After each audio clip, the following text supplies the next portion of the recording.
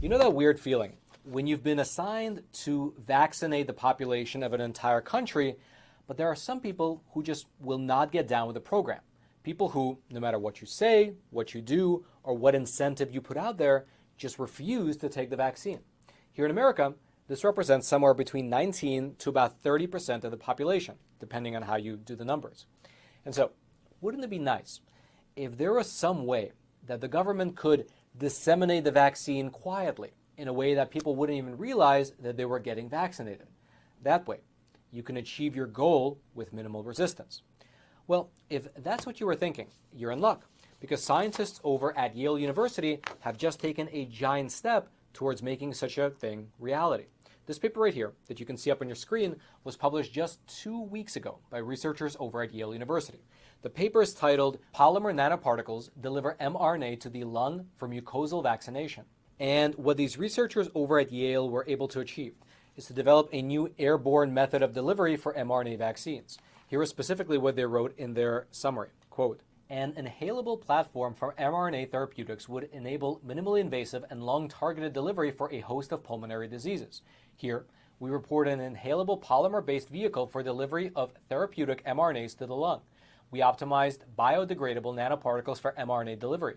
These nanoparticles achieved high transfection of mRNA throughout the lung, particularly in epithelial and antigen-presenting cells. We applied this technology to develop a mucosal vaccine for severe acute respiratory syndrome coronavirus 2 and found that intranasal vaccination with spike protein encoding mRNA nanoparticles induced potent cellular and humoral adaptive immunity and protected susceptible mice from lethal viral challenge." Meaning, in plain English, that their experiment proved successful. They were able to vaccinate these mice using 2 doses administered through the nose of a vaccine which contained nanoparticles carrying the mRNA COVID vaccine. These mice were vaccinated without a single injection. And according to the researchers, this experiment showed that this new method of delivery was quote-unquote safe and effective, and they are now planning to test it in humans. Now, if you've been following the development of these aerosol-based vaccines, then you know that this Yale University study represents a significant leap forward in their development. In fact, the Yale School of Engineering and Applied Science, they put out a bulletin on this matter wherein they summarized the significance of this particular experiment in the following way. Quote, "It's a significant advance since scientists have had trouble creating lung-targeted mRNA therapies. Typically, these therapies have had poor transfection efficiency. That is, only a small fraction of administered nucleic acids make it into cells that lead to expression of the encoded protein. Also, in the past, the nanoparticles that deliver the mRNA have caused inflammation and other problems. The Saltzman group got around this hurdle in part by using a nanoparticle made from polyamine coester polyplexes, or PACE, a bicompatible and highly customizable polymer." Now, in the statement of theirs, they mentioned the Saltzman group, named after one of the lead researchers in this Yale study, Dr. Mark Saltzman. And here was how he explained the findings as well as their significance in a separate statement. Quote, "In the new report, there is no intramuscular injection. We just gave 2 doses, a prime and a boost, intranasally, and we got highly protective immune response. But we also found that, generally, you can deliver different kinds of mRNA. So it's not just good for a vaccine, but potentially also good for gene replacement therapy in diseases like cystic fibrosis and gene editing. We use the vaccine example to show that it works, but it opens the door to doing all these other kinds of interventions." Professor Saltzman then added that, quote, "This new method of delivery could radically change the way people are vaccinated, adding that it could make it easier to vaccinate people in remote areas or those who are afraid of needles." And indeed, if this technology were to develop further, well, you can just imagine the compliance factor. Because you might get a lot of people taking the vaccine if you make it a prerequisite for them to keep their jobs. But you will get 100% total compliance across the board if the vaccine is delivered through the air, since at the end of the day, every single person needs to breathe. Now, already I can hear the quote-unquote fact checkers dutifully typing away their critique of this episode by saying that the government has absolutely no plans to vaccinate the population through the air. That is just a conspiracy theory. And technically, they are correct. There are currently no plans in the books to somehow secretly vaccinate Americans through the use of aerosol mRNA-based vaccines. However, there are 2 very important things worth mentioning.